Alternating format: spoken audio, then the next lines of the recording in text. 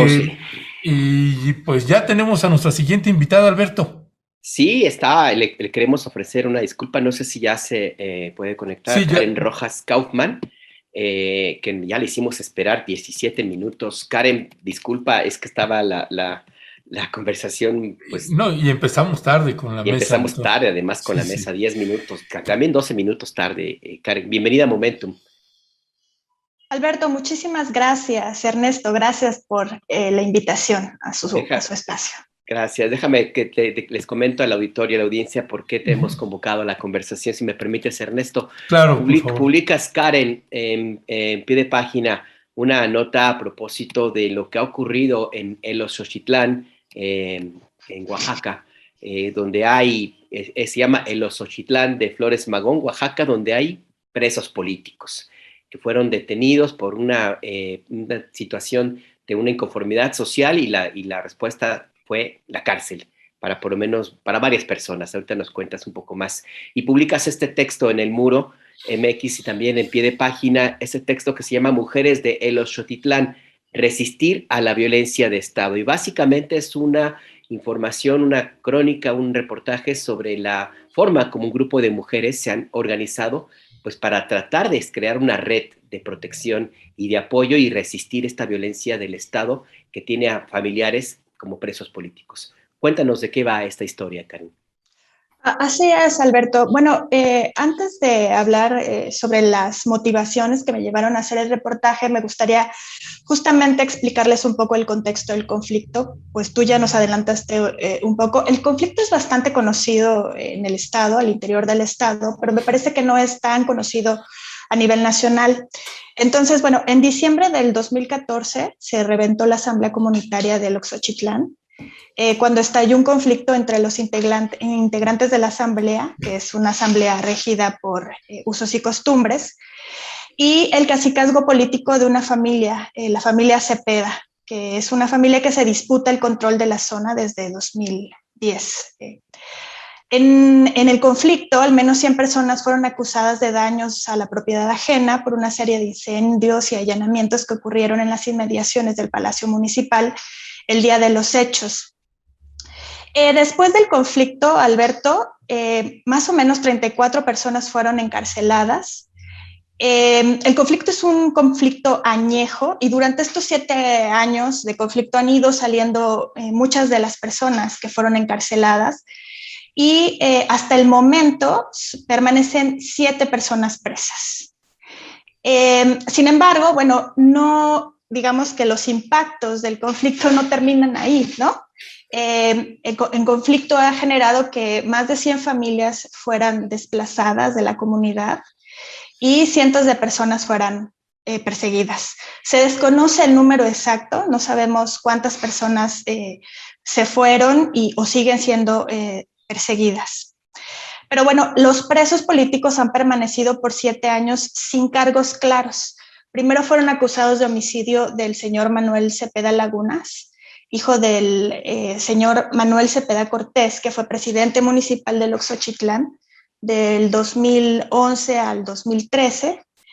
Y sin embargo, bueno, fueron absueltos, fueron liberados estas personas, pero fueron reaprendidos porque fueron ahora acusados por tentativa de feminicidio de la exdiputada del partido Morena, Elisa Cepeda Lagunas. Bueno, en muchos de estos casos los presos políticos han sido altamente criminalizados a través de los medios locales, sin que me parece que los afectados de las familias pudieran defenderse del estigma de ser madres, esposas, hijas, hermanas, familiares de estos presos políticos, ¿no? Entonces a mí me interesaba hablar justamente sobre el lado B de la historia. Como el conflicto ya ha sido bastante bien cubierto y ya es bastante conocido dentro del Estado, pues a mí me interesaba más bien contar la historia de ellas, ¿no? Las esposas, las madres, las hijas, que muchas veces estas historias son las más violentas de este tipo de conflictos y son las más olvidadas, son las más invisibilizadas. Olvidamos estos impactos psicosociales también que reciben. Y bueno, yo quise entender un poco y desentrañar un poco cómo el poder punitivo del Estado pues trastoca la vida cotidiana de la comunidad, pero especialmente de las mujeres que ahora están al frente de la defensa legal de estos 7 presos políticos. Ya, no sé si este es el caso, Karen, donde también ya se han involucrado por ahí alguna diputada del partido Morena, pero que también incluso entiendo que ha habido ahí como divisiones al interior también. No sé si tienes información al respecto, división entre el mismo grupo de Morena, que unos dicen que defienden un lado y otros defienden otro, que se hicieron ahí unas corrientes. Ese es el caso, ¿no?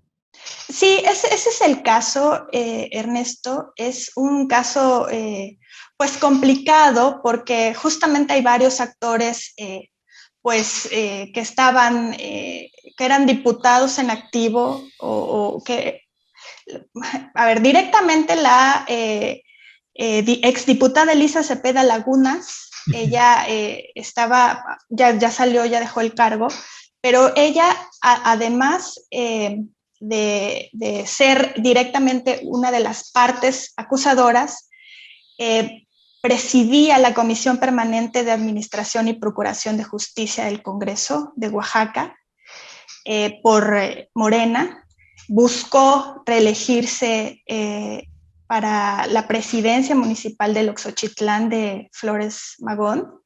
Y bueno, pues fue muy criticada su participación justamente porque era juez y parte, sí. ¿no?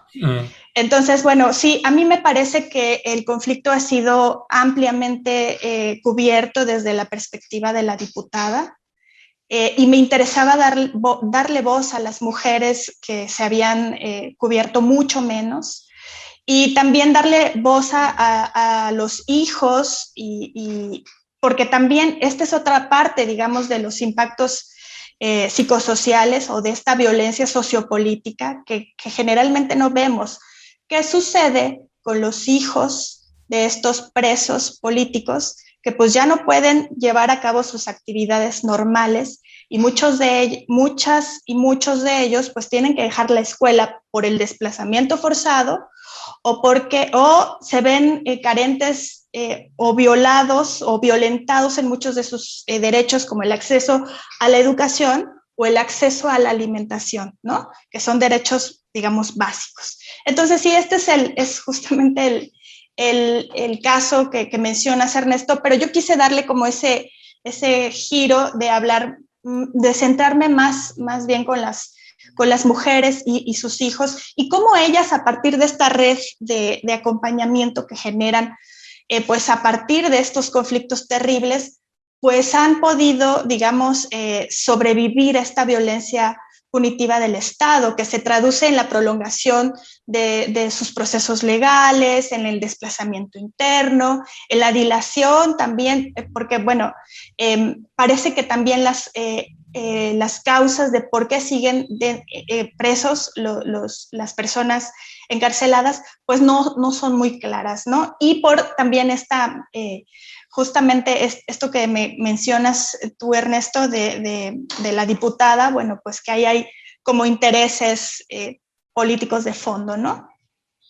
Y en contraparte existe también un esfuerzo de colectividad que me parece importante en tu reportaje, Karen, y lo encuentro en esta frase que menciona Argelia Betanzos, que es una de tus entrevistadas, abogada, y ella señala: hemos tenido que salir a una ciudad desconocida arriesgándonos a todo. Hemos aprendido a hablar un lenguaje que jamás hubiéramos hablado y que está completamente ligado a la exigencia de justicia. Este proceso nos ha llevado también a elaborar pensamientos colectivos a partir de nuestros propios dolores, de nuestras propias frustraciones, de nuestro llanto y nuestra espera. ¿Qué es lo que se ha creado a partir de un conflicto político de esta dimensión en una comunidad que de una u otra forma estén o no en el Oxochitlán? Pues ya se ha creado un colectivo, una comunidad integrada principalmente por mujeres, Karen. Sí, mira, la mayoría de las víctimas indirectas, Alberto, son mujeres que han decidido ahora liderar la defensa legal de sus familiares presos y muchas de ellas perdieron el trabajo, los medios de subsistencia, incluso muchas de ellas perdieron pues sus casas, sus viviendas, al tener que salir de la comunidad porque no solamente fueron perseguidas o perseguidos sus esposos, también muchas de ellas fueron acusadas por homicidio. Entonces muchas de ellas tuvieron que salir de la comunidad, dejar a sus hijos en la comunidad. Bueno, pues ellas, digamos, se formaron o conformaron en una red que nació, digamos, de forma natural para ir, sí, sanando, restaurándose, sin saberlo, me parece, pero de una manera muy efectiva de estas violencias sociopolíticas que el Estado ejerce. Porque, bueno, me platicaba una de las personas especialistas que entrevisté para el reportaje, que el Estado no actúa, digamos, sin pensar. El Estado sabe muy bien lo que quiere lograr, ¿no? Entonces, bueno, la violencia se da porque, por ejemplo, encarcela a los hombres, a las mujeres, bueno, los encarcela en cárceles distintas, no están los 7 presos en cárceles, en la misma cárcel, están en cárceles distintas. Entonces ese es un mecanismo de fractura de la vida comunitaria en principio y de violencia sociopolítica. Luego, muchas de ellas, bueno, tienen que estar haciendo los procesos legales o llevando a cabo los procesos legales de defensa y entonces su jornada de trabajo aumenta, porque además ahora de trabajar y de estar en una ciudad ajena, ¿no? Donde muchas no hablan español, donde no tienen dónde dejar a los hijos, no saben cómo funciona el transporte, en fin, todas estas cosas que ya generan una carga emocional muy grande. Entonces, bueno, aumenta la jornada. Las que se quedaron en la comunidad, en el pueblo, pues están también de alguna manera bajo el estigma de la comunidad, que ahora es menos, afortunadamente, y a raíz justamente, Alberto, de la lucha que han abanderado muchas de estas mujeres desde la ciudad, pues digamos que la visión que tenían muchas otras mujeres u otros hombres dentro de la misma comunidad ha ido cambiando. Entonces, de ser una situación de criminalización profunda, pues la visión se ha ido como limpiando, se ha ido como aclarando y pues ya han logrado ellas que dentro de la misma comunidad su participación se vuelva a ser otra vez normal, porque se alteró toda, ¿no? Toda la dinámica social pues se ve alterada, son muy criminalizadas y bueno, las que están allá también se la están pasando bastante mal. Entonces, bueno, esta red lo que hace justamente es ayudarles a ir sanando, ayudarles a ir comprendiendo qué está sucediendo. También están tejiendo redes de apoyo en ciudades ajenas a la comunidad. Están de alguna manera apoyándose entre ellas al cuidado de los niños, que todavía hay niños pequeños. Y bueno, de alguna manera también esta pretensión de exigencia de justicia es muy importante para ellas para ir sanando, independientemente de que el Estado repare o no el daño, que bueno, ese es otro asunto de la historia. La red de acompañamiento que ellas han tejido ha servido muchísimo para ir comprendiendo, adecuando qué pasó, por qué el Estado las trata así, por qué sí se suponía que tenía que cuidarle al Estado, proteger sus intereses, cuidar a sus hijos, por qué entonces ahora las está violentando, les quitó su casa, les quitó su trabajo, les negó la oportunidad de educación a sus hijos, en fin, todo esto. Están logrando entender, ordenar sus ideas y entender qué está sucediendo, ¿no? Pues miren, si le parece bien a usted que nos está escuchando, le vamos a pasar un breve videíto precisamente de Karen sobre uno de los casos. Vamos a escuchar el caso del niño Alfredo y regresamos con ustedes.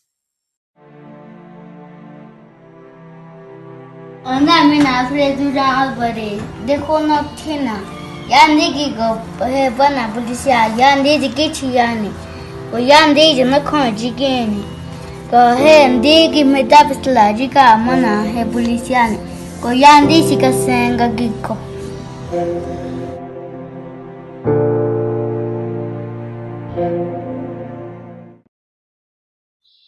Breve, contundente, poderoso, que ilustra y retrata precisamente esto que nos estás contando, Karen. Para despedir esta entrevista, ¿cuál es tu sensación ahí también? Porque dentro de esta pues, enorme tragedia y esta batalla que enfrentan estas señoras, pues además se va construyendo un poco de esperanza y de una conciencia colectiva de lo que les está pasando, que me parece por eso por demás valioso este trabajo periodístico que nos estás presentando. Así que a manera de cierre, ¿con qué cerrarías con esta impresión que te llevas también con estos niños, niñas y estas madres? Bueno, pues para mí fue sumamente importante hablar con ellas, con las víctimas indirectas, con sus hijos, porque entendí que justamente aunque estén sometidas a violencias que nos es difícil entender o violencias que son difíciles de justificar y que son ejercidas desde el Estado, pues ellas han desarrollado herramientas muy efectivas para contrarrestar los impactos de este desplazamiento forzado interno, de esta negación a su derecho a la alimentación y a la educación de sus hijos, y también de esta pérdida, ¿no?, de la identidad individual y también de la pérdida de la identidad como parte de una comunidad, porque de alguna manera al estallar el conflicto y al ser tan criminalizados sus familiares, pues la comunidad y las hizo a un lado, ¿no? Entonces, poco a poco han podido regresar a la comunidad y volver a establecer esos vínculos que se rompieron, que se fracturaron, y sentirse parte de la comunidad, ¿no?